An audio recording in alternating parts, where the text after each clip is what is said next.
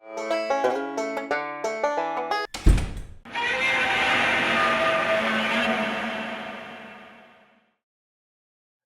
right. It looks like we are once again live, and I'm losing my voice a little bit, but we'll do the best we can tonight.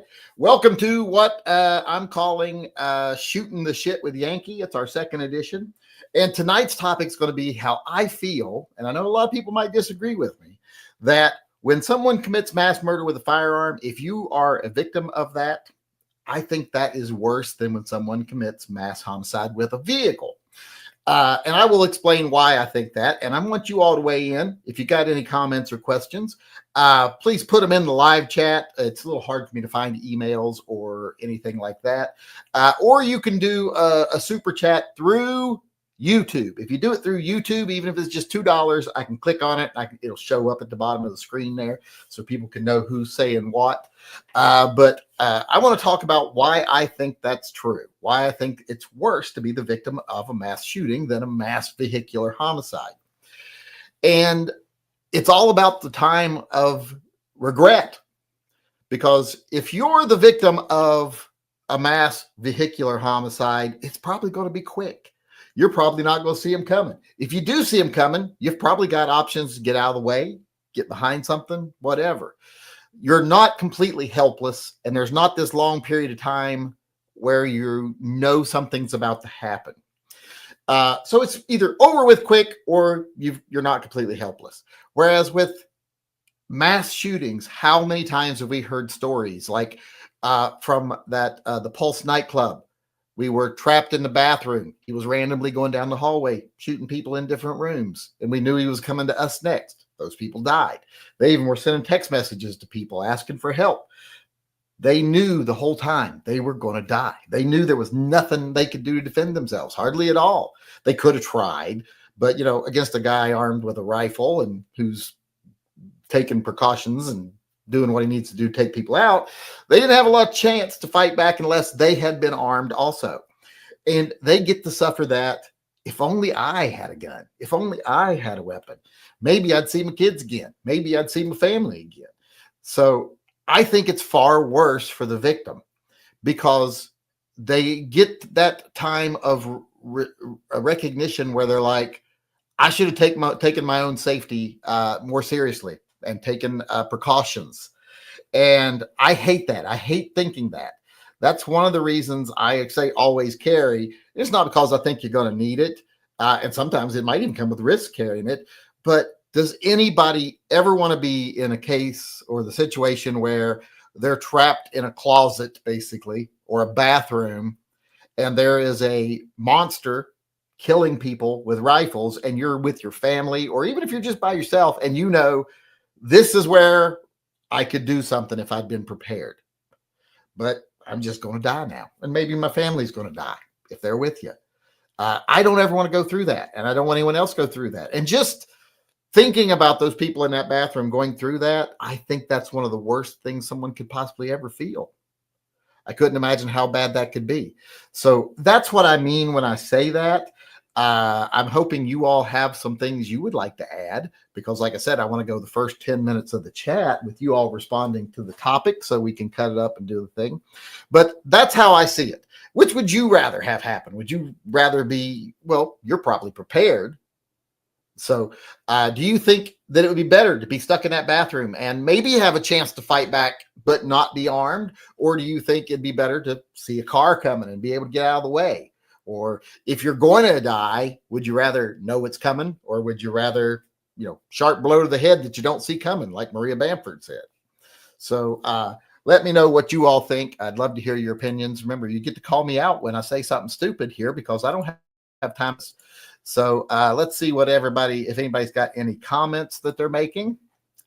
I've not seen anybody say anything yet. Remember, you can put your comments in the live chat. Make sure to put @ the Yankee Marshall in front of it, or you can use the super chat button down there. Do a $2 super chat, and I say just do $2 because I don't want to give YouTube all the money, because they take half if they give you any of it. So just do the $2. Right now, it's not looking like we're getting a lot of talk back, I guess we should say, comments regarding this. Like I said, this is just, we're testing the waters with this format. If it doesn't get people to ask questions or make suggestions or, comment, well, then we will stop doing it. But we're going to give it a try here. How did those 45 plus people do getting out of the way? Well, they didn't see it coming. That's what I'm saying. If you see it coming, you got a chance to get out of the way, but they didn't see that coming. That was very quick. And that's a bad thing about when people, that's why I always think it'd be worse if someone, targeted a playground at recess with a car. They'd probably end up murdering more people. But like I said, I think personally as a victim, seeing it coming and knowing you could have been prepared is far worse than actually not seeing it coming. Let's see here. I would rather not be in the situation where I am just waiting to die. Yeah, I don't think anybody wants to be in that situation. It's horrible.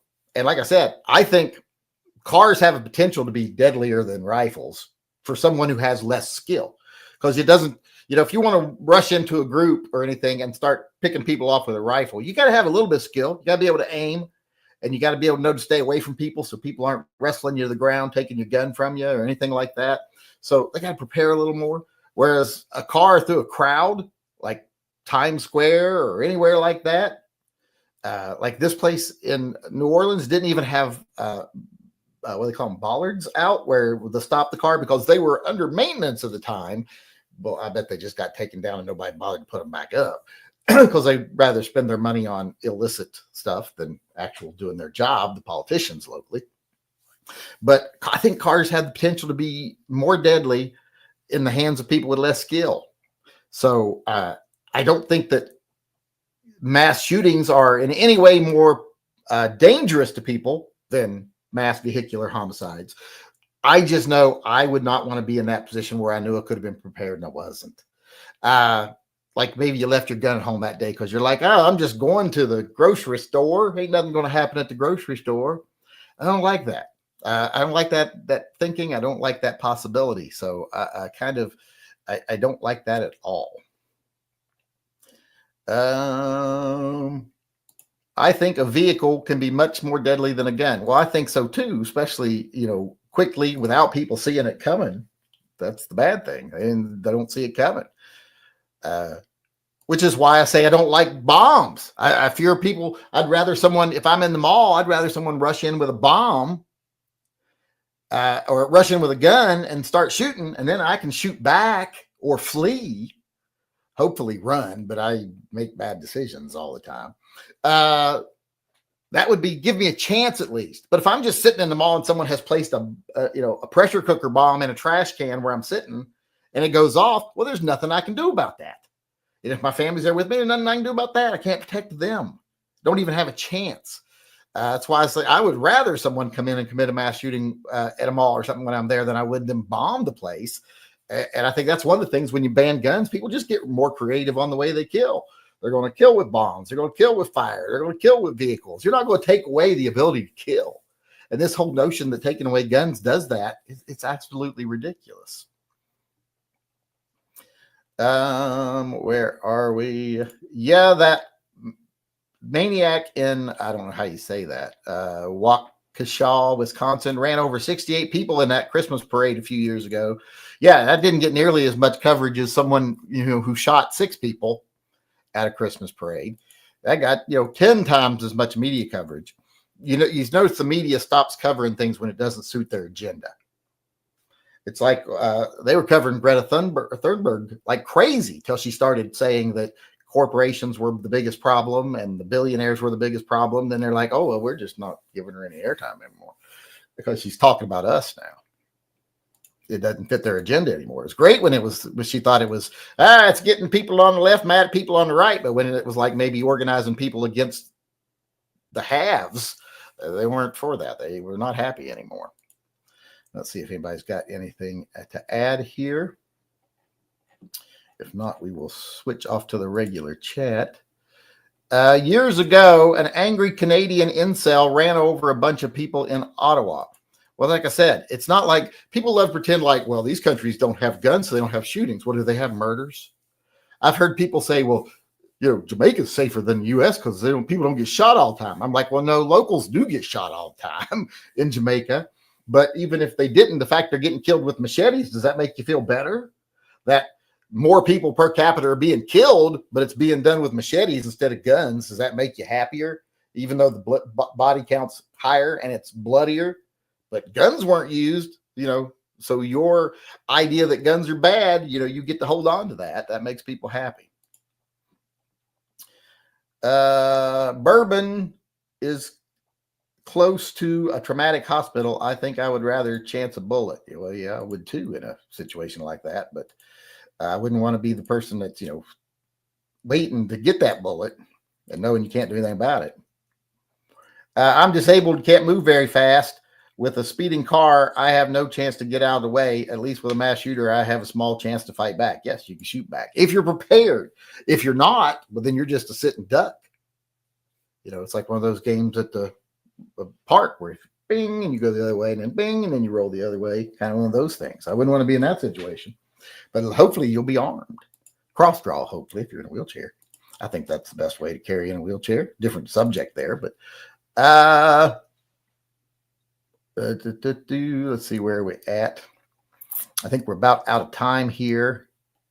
Don't see any chats coming in. So I'm going to go ahead and cut it off. I was hoping more people would get involved. We'll see if more happens more. And keep in mind, if you see a truck, a car or a truck coming at you, that's another reason if you are going to be armed and you want to try to help other people, make sure you got a caliber that can penetrate that windshield.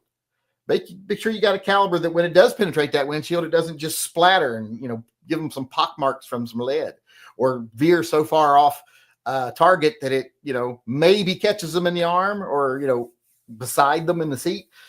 Make sure you got a caliber that can get through that glass and still maintain integrity and accuracy. That's if I teach you nothing, I'll teach you that. But as I was saying, like I said, hoping we would get more interaction. Maybe as we go along, we'll get more interaction. It would really be nice if people would do the little super chat things because it's easier to find those. But I can understand people.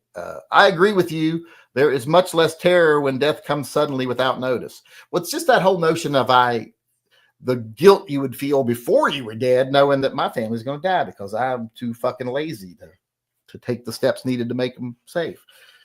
I just hate that. And that's one of the things that bothers me the most. That nightclub shooting, that made me feel so bad. It's like being trapped in a burning building, knowing you're going to die, and knowing, hey, I should not have been here, or I wish I had fire extinguisher, that kind of thing. But even worse, I think, because, less likely you'd survive with a fire extinguisher. But thanks, everybody, for coming. I appreciate it. Like I said, we're going to do this for a little while, see if this works out. Thanks, everybody, for coming tonight to Shooting the Shit with Yankee. Make sure tomorrow you pay attention. I'll put up whatever the topic's going to be. Come with your questions ready. Maybe we'll run a little more than 15 minutes if we got people actually interacting. But I like to be able to say what I'm saying with you all able to catch me or counter me in the moment, so I don't have to edit it later, and you can call me on my stupidity. So I'm hoping this works out. It doesn't really change anything about my channel, but I think it's just another way to do things and get people more involved in the conversation. I think if more people are involved in the conversation, we come up with more solutions. So thanks, everybody, for coming. I'll see you again tomorrow, hopefully. Until then, remember, always carry and stay safe until I see you again.